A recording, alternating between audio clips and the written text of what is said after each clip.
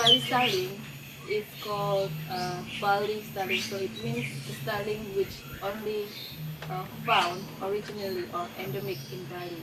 It's not, it could not be found originally anywhere around the world. So it has been also stated as the symbol, the mascot of Bali.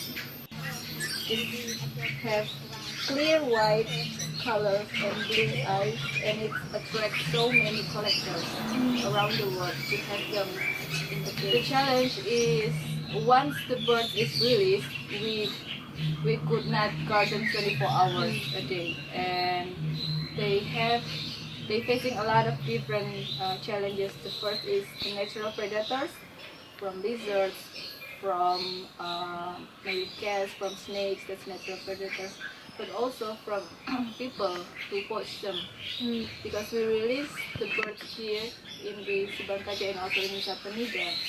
Those two locations are very different in keep the bird monitored and keep them safe. They can help with anything. The first is the physical work, like helping with taking care of the birds. If they have time to learn about bahasa Indonesian language, they can also spread their interest. So they tell to local community about they care about the birds and let us care together. So spreading the word. Education, work with children, know how to make craft related to Bali starting to kindergarten. So know how to lead or giving activities to children. We need people who can help us with fundraising.